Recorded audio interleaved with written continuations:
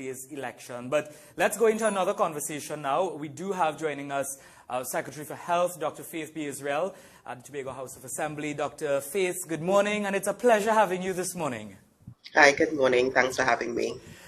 Dr. Faith, I want to start with the vaccination rate at the TRHA in particular, since that falls under your division. It's about 35 to 40%. How concerned are you with that? Well, I am very concerned about that. But I think what we need to do generally is really shift how we talk about vaccination and shift how we talk about vaccination hesitancy. What we are seeing are individuals who are really afraid, who really have questions, who really have concerns nationally. And this is not just at the TRHA, this is all over. Now, it's also important to note that even though we are saying the TRHA does include quite a number of professionals who are not health professionals, who are working, on maintenance and that kind of thing. So it does not necessarily state that the number of health professionals are at that level, but the entire organization, which is a relatively large organization.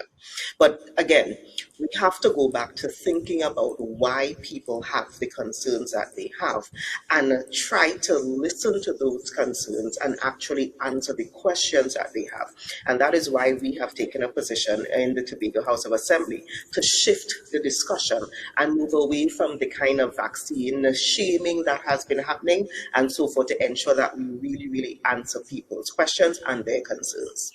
So I remember you clearly saying that there needs to be a shift in the communication strategy and how you get the message across. How has that been going, and what has changed since you've been there, if anything? So one of the things we actually said is that we made it pretty clear that when we heard the news about the mandate, that we understood that that may not have happened on the date that was identified, because we needed to ensure that we could do it. We needed to ensure that it made sense. And with a situation like that, we made it very clear that we were going to not try to punish someone because they do not have, they were not vaccinated. We made that very clear in Tobago. But we have also been spending quite a lot of time, even before the election, we've been spending time doing real health education. Personally, I have been on, numerous calls, numerous television and radio programs, PTA meetings with churches and sports groups and all of those, answering people's questions, and we'll continue doing that. We are also about to roll out a new kind of hitting the ground education encouragement campaign, and that we will announce shortly. But Dr. Faith, if medical practitioners aren't taking the vaccine, if the numbers, I'm just using Tobago's numbers because those the latest talking points in Trinidad and Tobago are 35 to 40%. If they aren't taking it, then why should I take it? So the thing is that it's not just medical professionals, as I said before. So again, we have to be careful how we look at the data. If you look at all of Tobago, we have over or very close to 24,000 people who are now fully vaccinated. 24,000 people who are now fully vaccinated, and that is out of a population of about 55 to 60,000 people. So what we identified were the individuals who actually presented their information, which was not 100% of the working population. So let's be very clear about what the number represents. The number does not represent what is happening necessarily on the island, but it also represents it represents the number of people who gave the information. The reality is, though, and as I said before, and again, we need to be very clear, even though we are talking about the Tobago Regional Health Authority, a very large proportion of the workforce at the Tobago Regional Health Authority are not medical professionals. Right. So we need to make that very clear. We know that I think we needed to spend a little bit of time encouraging people to understand how their immune system works and how the vaccines help their immune system to work. So that is what we've been doing. For example, I have actually spent quite a lot of time in telling people that, this part of our body is a part that allows us to identify when there is a foreign entity that wants to attack us or wants to do us harm, and then building a response to that foreign entity that is trying to do us harm. That process takes some time naturally. It includes identifying the foreign thing, identifying that it wants to harm us, and then building the response against it. And a big part of that response are the antibodies that the immune system builds. What the vaccines do is actually allow your body some lead time. And when we say lead time, what do we mean? It allows the body to think that you have been infected with a foreign thing that is going to harm you, which then causes the body to give that response in terms of identifying that something is there and building the immune response, building the antibodies. Now, because the antibodies are there in your body, it now means that if and when you do come into contact with the actual virus, then the defense system has already been built. The defense system is already there, and therefore your body can respond much faster than if you are now starting the process. And that is what the vaccines do. They help you to, one, prevent getting infected, and even if you do get what we call a breakthrough infection, it helps you to fight against the infection much faster and stronger than if you had no defense or if you were starting from scratch. So that is why we are encouraging people to get the vaccine, because what we are seeing is that those who have been vaccinated are the ones who are having much better outcomes. And when we're talking about outcomes, we're talking about severe illness and we're talking about deaths. Yeah, and of course, I understand, Tobago, you all are bracing for a wave of Omicron, of the Omicron variant. I know there are about 3 confirmed cases so far. Yes, we are bracing for Omicron, and we understand the epidemiology of it. Omicron seems to be more infectious, meaning more people will get infected, even though there are reports that it might actually be a little milder. But it's also important for us to recognize that milder does not mean mild. Milder does not mean no infection.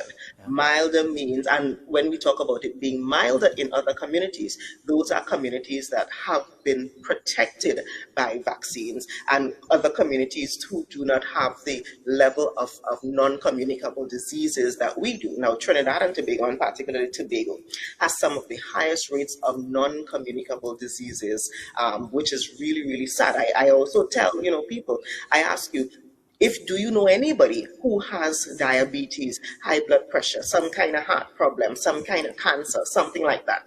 And practically everyone you ask either is the person with that disease or those diseases, or knows of someone with those diseases, which means the prevalence of those diseases are very high. So when you couple something that may have been mild in other places where they do not have such high rates of disease, where they have higher rates of vaccination, but you bring it in a community like ours, where we have lower rates of vaccination and a high non-communicable diseases, the outcome in Tobago could be very different to the outcome that you're seeing in other places. And we have to also consider the fact that our healthcare system is already stretched as it could possibly be. And we have, we have this one little island that we are on. It's not like we can just walk or get on a plane or get in a car and drive somewhere where we could get additional help. So we have to be conscious of all of that. Now, you talk about the stretched healthcare system, and it takes us to the other point where you would have indicated that you were seeking international or outside help to manage the system in Tobago. Can you update us on that? Have you been able to make contact with anyone who, and if and when they'll be coming in? So what we've done several things. We did speak about the fact that we have reached out to multiple international help. We did get responses from PAHO, for example, who should be sending us some additional testing kits shortly. That is going to help in identifying who is infected quicker, and it would also identify who is infected closer to their home, so we don't have to, come to a single travel too far to get tested and that kind of thing, and that would help the response generally. We've also reached out to other international individuals who do treatment of COVID, and basically asked them to help us do an assessment to see what we need to do, how we need to work. We've also really had one of our returning citizens. So this person was engaged by the Tobago Regional Health Authority to come back and commission the hospital that needs to be opened in Roxborough. But because he's an infection control specialist, that is his specialization, we've asked him to really look critically at how we've been managing COVID-19 in Tobago to make recommendations, and those recommendations, including those that have come from outside assistance and so forth, those recommendations we are working on implementing right now, which is leading us into what we would call a real parallel system, because previously, we did not have a parallel healthcare system. Previously, what we had was the single hospital. So the only hospital that we have on the island right now is the Scarborough General Hospital. And for individuals who have flu-like symptoms, have COVID-like symptoms, they all still go to the Scarborough General Hospital to be, in essence, triaged. And parts of the hospital were actually being used to house and to treat COVID-19 patients. What we are trying to do is to move away from that completely and have everyone who thinks that they have COVID-19 symptoms to go up to the fort, which is where some of our patients are currently being treated, only some. But we want to move it so that everybody knows that if this is how you feel, you go in that direction. You do not go to our hospital.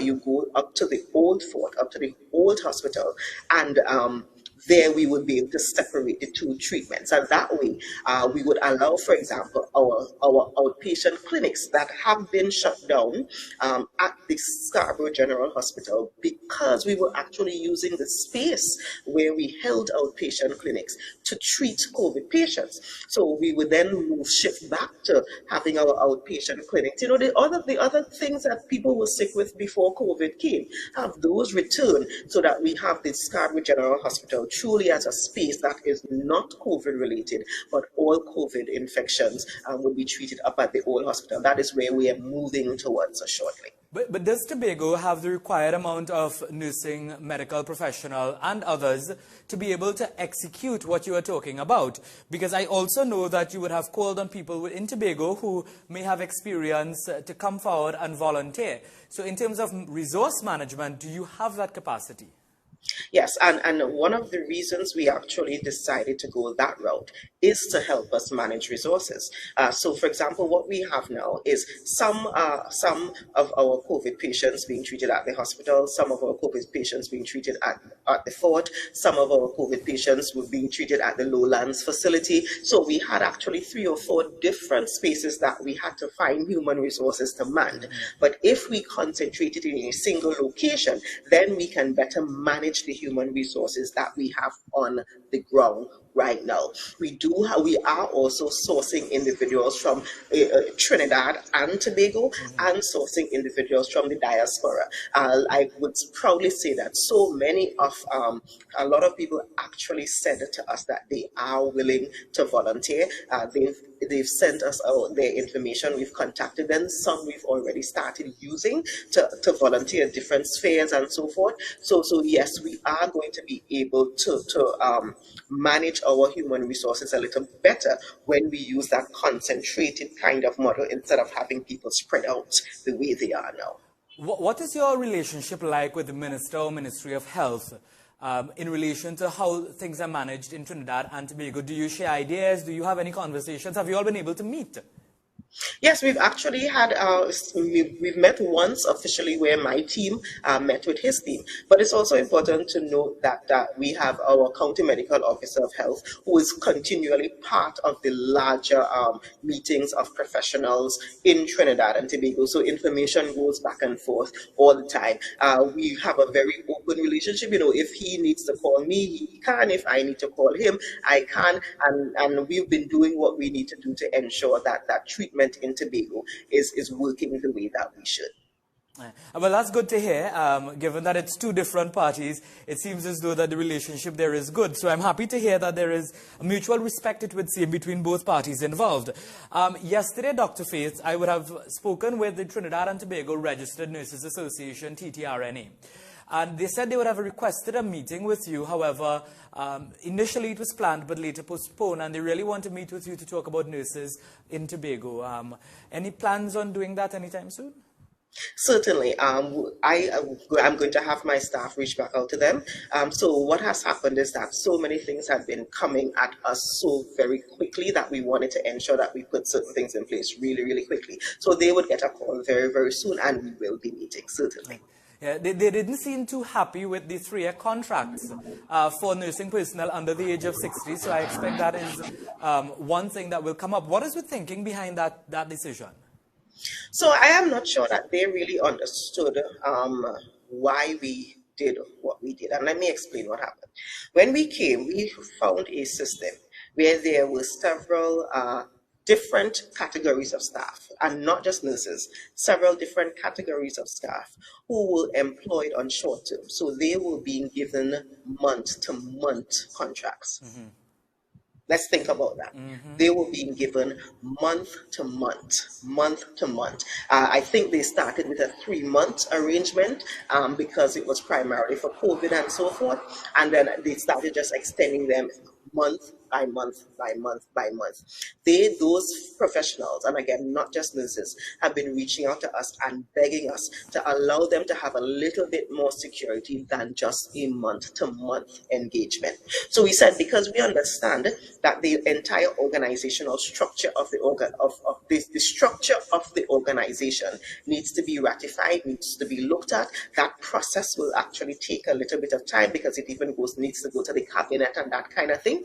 And while the other things are happening, while people are being employed full-time in other places and that kind of thing, we wanted to relieve those workers by allowing them a little bit of breathing room. And that is why we said we would offer those individuals who are on those month-to-month contracts a little bit of breathing room by giving them 3-year contracts. Mm-hmm. And within that time, we are working on creating the structure that is necessary within the organization. Of course, in a situation like that, if one of those individuals have gotten to the point where they can branch over to a more permanent position and so forth, sure, let's do that. Mm-hmm. But for now, we wanted to give those people on the island a little bit of relief. And I am not sure that the Nursing Association really understood what was happening in Tobago and why we did what we needed to do.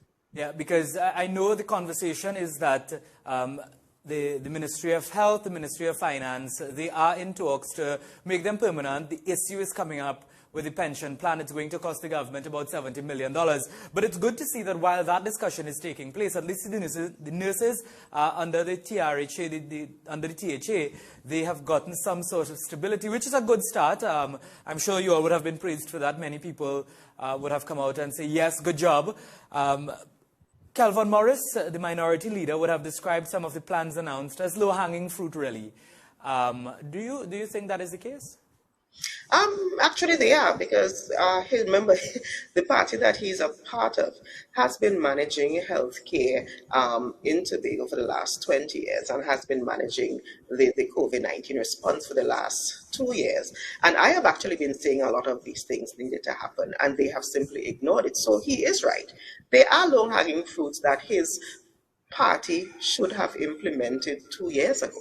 So it's actually a little disturbing, a little disappointing for me to have to come in and clean up so many things that that could have been dealt with before I got here. So let me give you an example. I have on my desk right now approvals for individuals who social workers have said since June, July that we are approving that you need rental assistance, and that was never actually paid to the landlord or to the tenant. And I am now in the position of having to find the money to pay all of those commitments that we made. So simple things like that. Yes, they are low-hanging fruit, but they are only low-hanging fruit because the party he represents did not do what they needed to do while they were there to do it. Yeah.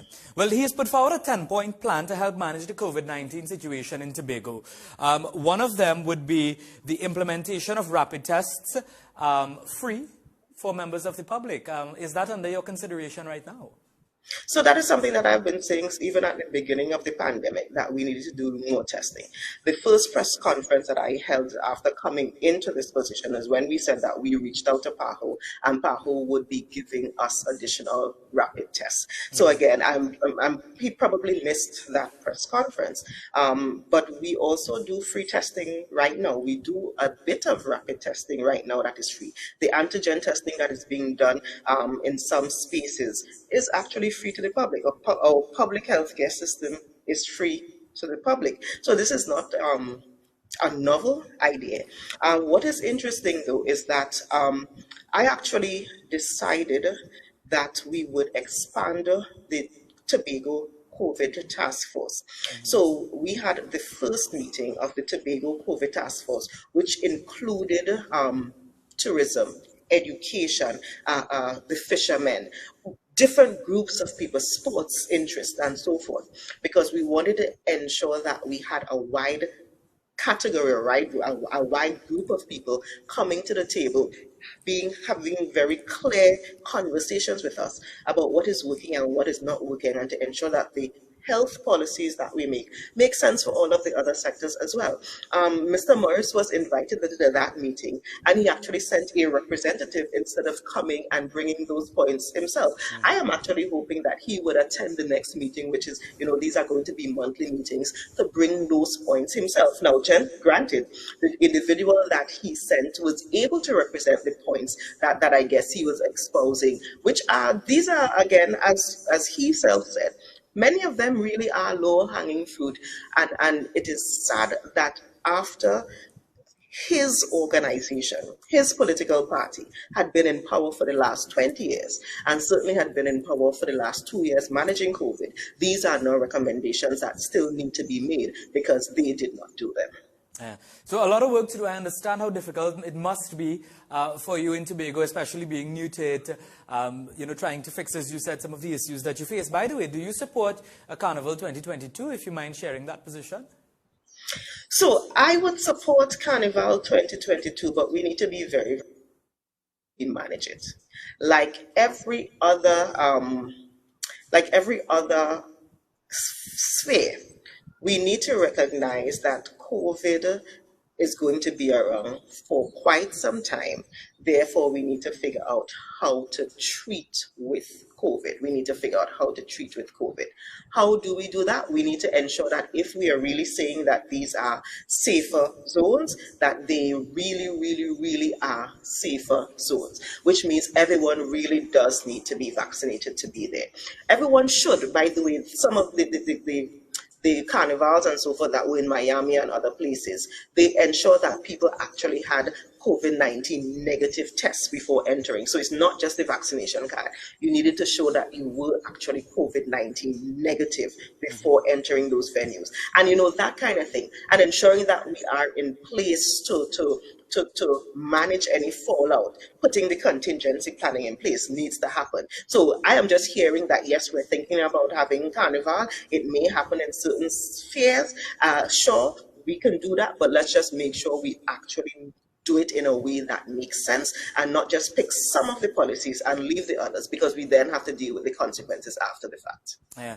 And the promoters and artists, some of them are calling, others are saying, it doesn't make sense, it isn't worth the risk. So we wait to see. I mean, the Ministry of Tourism said they are continuously in talks with the NCC and other stakeholders. Hopefully Tobago is consulted in that process as well. Dr. Faith, you're also in charge of social protection. We talked a lot about COVID-19, but social protection, the food prices in Trinidad and Tobago have been on the increase. You're in charge of social protection. How are you all managing the situation? Are people coming and asking for assistance? How frequent? Yeah, people are coming and asking for assistance all the time. And by the way, I think it's important for me to clear up what the term social protection means. What we are hoping to do is to get people to the point where they are able to withstand shocks. And when we say shocks, what do we mean? We mean any activity, any change in life that can affect you. It could be a positive thing. It could be a negative thing, like a death or something like that in your family. But it could also be a positive thing, like a marriage or a shifting job or something that causes you to have to be different. And what we are trying to do is to build resistance on the island to allow people to withstand these shocks, whether they are positive or negative. Now, the thing is that food prices in Tobago, prices for almost everything in Tobago has been significantly higher for quite some time. So this isn't new to us. I guess it's probably the rest of the country now coming up to speed with what we have been experiencing in Tobago.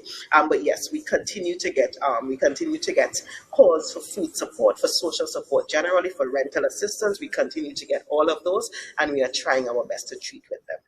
Tell me about finances for the division. Are you all able to get the money that is required for the health system and also to offer this form of social protection to the people in Tobago? So what has been happening before we got here was the Ministry of Finance has been sending our allocations monthly, and in some instances they were actually coming late. What we've been able to negotiate, because our Chief Secretary actually met with the Minister of Finance very early in our tenure, and we've been able to negotiate something that is what we call a happy middle. We would like for it to be every 3 months as outlined in law, but what they've been able to negotiate is for us to actually get 2 months in advance, and we get the third month's money at the second month, which is way better than getting it month to month, which was causing quite a bit of overdraft, and therefore overdraft fees that we needed to pay. So yes, we have been able to get the resources from central government thus far, and I think it will continue, because I think even they recognize that we are doing a better job at managing the island than was happening before, and they are going to allow us to do what we need to do for the island of Tobago, because they recognize that Tobago is actually half of the country known as Trinidad and Tobago, and we need to be treated with fairly and with respect. Yeah, well, that's good to hear. Many people thought that, well, because the PDP were there now and not the PNM, that would have meant some struggles for you all in Tobago. But it's good to see that there is a good collaboration taking place with the central government and the Tobago House of Assembly. Would you say that Tobago's management of the COVID-19 situation now looks to be better than that of Trinidad? Well, I would not actually say that. I would leave the public to decide again. Are you trying to cause me to have a rift with my minister? No. Is that what you're trying to do? I will not respond to that, but I do. Because I was taking it to say probably Trinidad can learn a few things from what Tobago is doing. Well, I think we are all learning from everyone. We are learning because some of the things that we are doing here is because we looked at what is happening in Trinidad and learned from them, and looked at what is happening internationally and learned. So I think the opportunities to learn are everywhere. Yeah, and that's good to hear. So what is your next step? What is your next immediate plan for the health sector in Tobago? So what we are doing right now is really rolling out, having that parallel system come on board. The ICU that needs to be up and functioning for that to work. We are very close to that. I am awaiting a correspondence from UNICUT, who is the agency doing the work on the ground for us. And I am hoping that that letter does not tell me that we are going to have any delay. So we are hoping that that is up and running. And that is really the hardest part of this happening. So that is where we are focusing right now. Let me also take the opportunity to announce something that we've done that is a little different though. Because we have such a large number of people who are on home isolation, meaning they are COVID positive, but they do not necessarily require hospital care. What we've done is actually worked very closely with the physiotherapists who are part of the Tobago Regional Health Authority, for them to create some videos that teach people what is known as chest therapy. What do? The physiotherapists are just there saying to people who are COVID positive at home, this is how you breathe. This is how you calm yourself. This is how you allow your lungs to expand. This is how you allow your breathing to be regularized again. And we made, I think, 5 of those videos. I think we've already released 2 this week, and we will release the others as we go along. So we are encouraging people, if you go on the Division of Health, Wellness and Social Protection's YouTube page, and the Facebook page, you will find those videos. And this is everyone Trinidad and Tobago. If you are COVID positive, definitely look at those videos and they would help you to breathe. These are exercises you can do at home on your own that will help you to breathe. Yeah, I've been seeing them on the Facebook page of the Division of Health, Wellness and Social Protection, and I've been looking at them as well. Hopefully I'll be able to practice some of what is being put out. Dr. Faith, it was a pleasure having you. We have to leave the conversation there. I know we can take it so much further. So of course I would invite you again to join me. Thank you, and thank you so much for having me this morning. Thank you very much. Dr. Faith B. Israel, Secretary of Health, Wellness and Social Protection at the Tobago House of Assembly. We talked about the COVID-19 management system and the social protection part of the division there in Tobago. This is where we leave it for this hour. Andrew Chan comes up at the top of the hour for your 7 o'clock news.